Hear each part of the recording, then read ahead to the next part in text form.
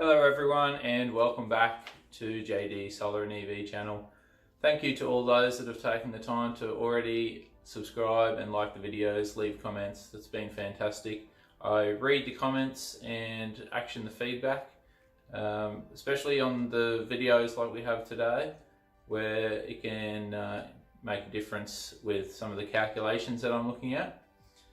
Just an update, I ordered my Kona about 5 weeks ago, so I've still got 2 months to 3 months to wait, so still hanging out for that one.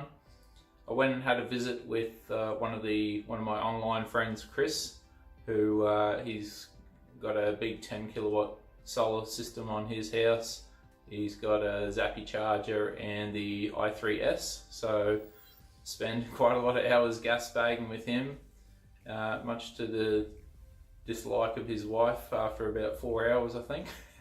So yeah, no, that was good to get the opportunity to burn around in the i3S, which I think when it comes down to a lot of vehicles, EVs, when you get in them, they're actually a bit of a different car to what you're looking at on the outside. Would I buy one? Probably not, but thankful for the experience anyway. Today's video is going to look once again at the cost parity between buying an equivalent petrol car and what you can get in the Ioniq range, the hybrids or the plug-in or the electric. So let's get into it. So I'm always liking to try new things, so just going to try recording from my phone while talking on my PC. But what is today's review and how are we going to try and find price parity between the i30 and the Ioniq? So the feedback that I got from the last video was that why didn't I compare the Elite in the i30 to the Elite that comes out in the Ioniq range? It was a good point. So not only am I going to compare the Elite from the i30, I'm also going to add the Go and the Active. So in each of the models, I've selected the 2-litre motor with the automatic. So we have the Go on the screen, the Active, the Elite, and the normal suspects of the Elite Hybrid, the Elite Plug-in, and the Elite Electric. So let's just have a quick look at the spreadsheet, just for those that haven't been here before. I take in the price, I add depreciation, I do a thorough review of the service manuals, and here's the 2-litre. This is the Elantra one, but it's actually the same motor. For some reason the 2019 i30 owner's manual doesn't have the 2-litre in it. It's really strange. And here's the Ioniq EV. I already had this starter, so it wasn't. It was a bit quicker this time. And with the rego, I go to the Queensland Government website, put in the 4-cylinder for the obviously for the petrol models, and a 1-cylinder for the hybrid, for the electric, sorry. Of course, the hybrids are a 4-cylinder as well. And for the insurance, I go through my insurer's RACQ, and I've put an online quote. Here we are. Here's the you get a quote for each car. So the Hyundai i30 Go. Let's have a look. And we have the Active, which is very cheap. It's cheaper than the Go for some reason. And the Elite.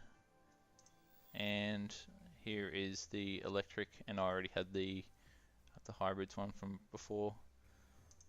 For the fuel, once again, come over here. Also, just explain that, so I do a lot of calculations to get these as accurate as possible. So the fuel consumption is here. That's gotten from the Australian and US websites, just to get a bit of a comparison and come up with an average. For the electric vehicles though, that is a kilometers per 100 equivalent. So if you're going to use your electricity to charge up the electric vehicle, how much that equates to in liters per 100. So over here we have 15,000 kilometers, 30,000 kilometers, and 45,000 kilometers. With the Rego, there's only really two variants. There's the 4-cylinder and the electric, and they're projected to go up slightly each year for 5 years. One thing I didn't take into account in my other videos, it was that the initial Rego is included in the buy price usually with on-road costs, so I've only really added the extra 4 years in the 5-year review.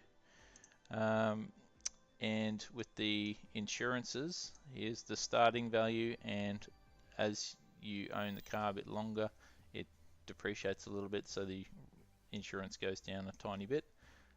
They all get plugged into these fields here, and it comes up with a 5-year cost.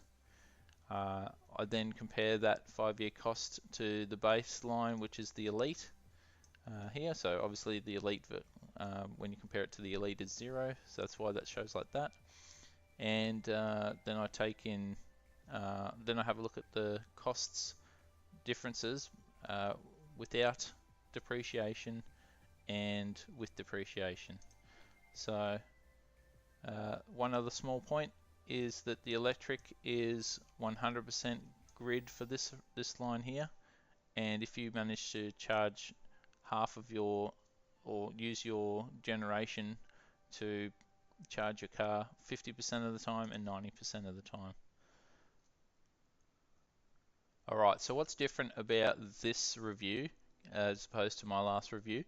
Well, this time I'm doing a 15,000 kilometer per year comparison with a 30,000 and a 45, and what I should be able to do at the end of the review is plug in some slightly different values for the cost of the i30 Elite and watch what happens to the parity of the hybrids and the electric to see if we can come up with a price point where if you're looking to spend maybe $35,000, it would be almost equivalent if you buy the electric and run it on 90% solar and you drive 45,000 kilometers a year. So we'll have a bit more of a look at that towards the end of the video. One thing that it took a lot of time to do was go through the maintenance items. Obviously, I have to itemize everything that gets done with the maintenance. So obviously oils, air cleaners, wiper blades, fuel filters, not just for an electric, which you think, oh well, that's pretty easy, but you can see the electric over here, it's actually not that much at all. But then I've broken it down for if you did 15,000 kilometers a year over 5 years, if you did 30,000 kilometers over a year for 5 years, and if you did 45 for 5 years. I've also allowed for the cap price servicing and had a look at what stuff it usually is covered by cap price servicing, which is labour, some filters, some of the oils, and some of the other stuff that isn't, and I've added that onto the top of the cost of cap price servicing to get the finalized figures for the 15, 30 and 45 reviews. Let's get into the nitty gritty and look at the figures. So we have a 5-year cost here. We have the 5-year cost plus the original purchase price, excluding depreciation, and we have the one including depreciation. Once again, this is our baseline. So if we have a look at the 5-year costs, the only difference really between the i30 Elite, the Active and the Go is the insurance price. But when you compare the i30 Elite to the hybrids and the electric running using solar, you find there's a significant fuel cost saving and probably a little bit of maintenance saving just here. So surprisingly, the hybrids actually cost a little bit more. Well, maybe not surprising because they're running electric and petrol motor. So the majority of the savings is going to be in the electric there. Okay, so moving on to the next section, what happens when you extrapolate the costs and compare the i30 with the include the purchase price? You can see here the Elite Electric is a $12,000 premium after owning your car for 5 years and doing 15,000 kilometers. Moving over to include depreciation as well, you can see that you're looking at more around $20,000 premium. Now, just remember that it's 18,700 more in the first place. So now let's look at the 30,000 kilometer per year comparison. And with the price, it's obviously going to stay the same. The depreciation is going to go up to 65%, so costing us a little bit more. Maintenance is going to cost us more. Rego is going to stay the same. Insurance is going to stay the same, and fuel costs are going to go up. So how does that compare with our baseline Elite? The Active and the Go are almost identical in 5-year cost, no matter what the kilometers. It's the same motor, so that's what you'd expect. But this is where you start to see a bit more of the fuel saving over the 5-year of 30,000 kilometers come into make a difference and a bit more of an impact. So the hybrids are getting 5.2 and 11,000, and the electric's getting $13,000 less in 5-year cost. Once again, the maintenance is also a bit cheaper on the electric. When we include the purchase price, look at these figures. They're significantly less now than what we were looking at before. The $12,300 premium, not including depreciation, is down to $5,600 already when we compare the electric and the i30 Elite, which is very interesting.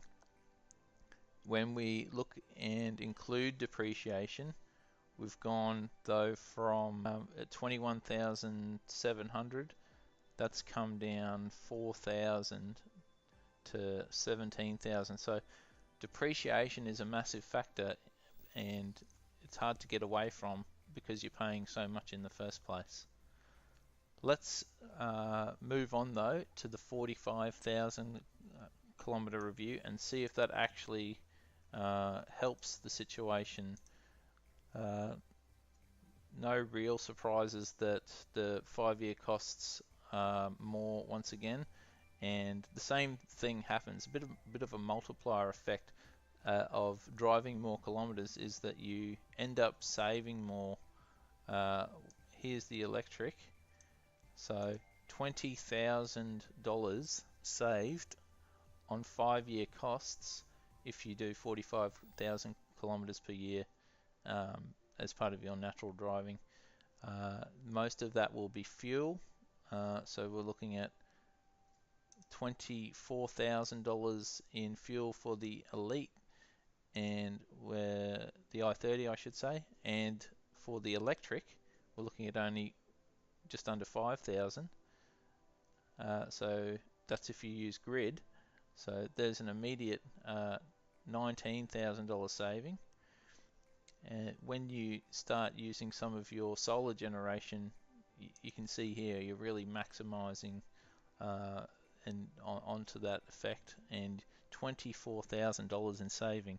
But is it enough to meet parity if that's what we want to do? So if we include the purchase price, well, this is the first time I think we've seen these numbers in red, which means that it is more cost effective to buy the hybrids and the electric than to buy an Elite.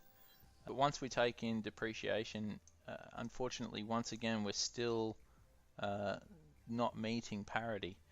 But what is a very interesting exercise that we can do now that I've plugged all these figures into the spreadsheet, see how far we have to go to get to parity. So for 15,000 kilometers a year, as I've already mentioned in other videos, you're going to have a purchase price pretty similar to the cost of the electrics and the hybrids. So let's start with $40,000 up here to see if we get anywhere near. And we're looking at this last column. If you are looking at a $40,000 elite level 4-cylinder, and you can only drive 15,000 kilometers a year, after 5 years, you're still having to maybe pay that premium of $5,000 or $6,000 for the electric, and the plug-in hybrid is $1,800. But because the hybrid is actually cheaper than 40,000, you obviously have a saving. With the 30,000 kilometers per year, we'll go for say 35,000. See how that pans out. We've still got a bit of a cost over here, so maybe that has to get bumped up a little bit more. 38,000.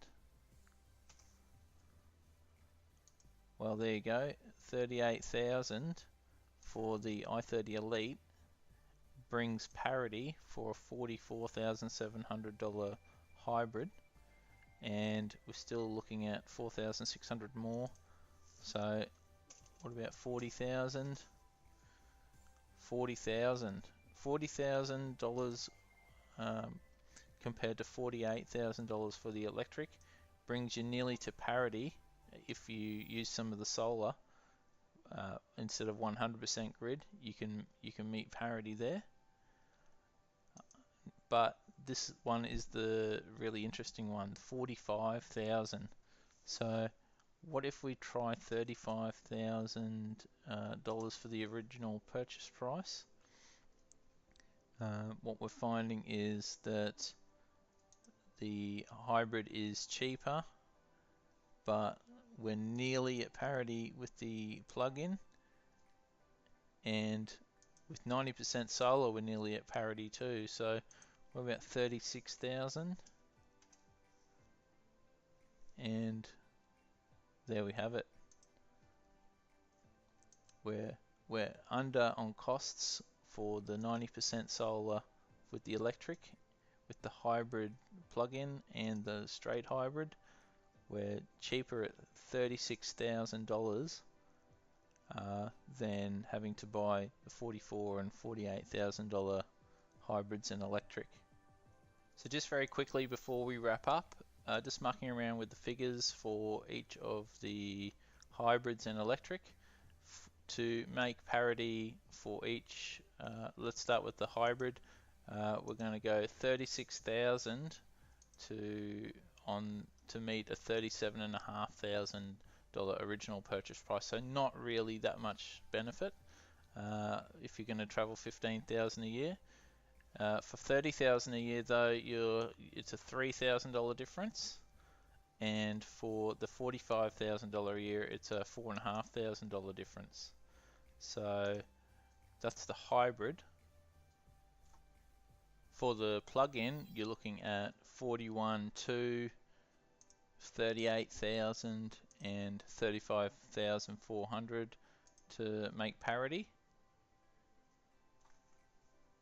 And just to round off, when we're comparing a 4-cylinder petrol to the Ioniq electric, we're going to compare it to the 50% solar here, because solar and electric cars pair up so nicely. But you can look at if you're only traveling 15,000 kilometers a year, you're not going to get that much benefit, maybe $4,000 cheaper. and for the 30,000 kilometers you're looking at $40,000 versus $48,000, and for the 45,000 kilometers per year there's a bit more of a difference there, where we're looking at $36,500 would be equivalent to the Ioniq at 48,700. Alrighty, well I hope you've managed to find some value in all that spreadsheeting. It's quite time consuming to compile all that information, but I think we've come out with something worthwhile. Coming up in the next few videos, I'm going to be doing reviews on cars that are coming out in 2019 and 2020 and 2021, big long list. I've got a Zappi charger turning up this week and should be installed this week or next week, so I'll do a bit of a video on that one. And it's the AEVA meeting for Queensland tonight, so I'll record that and post that up as well. So as per normal, if you've enjoyed this content, please consider subscribing and give the video a like if you enjoyed it, and I'll catch you on the next one.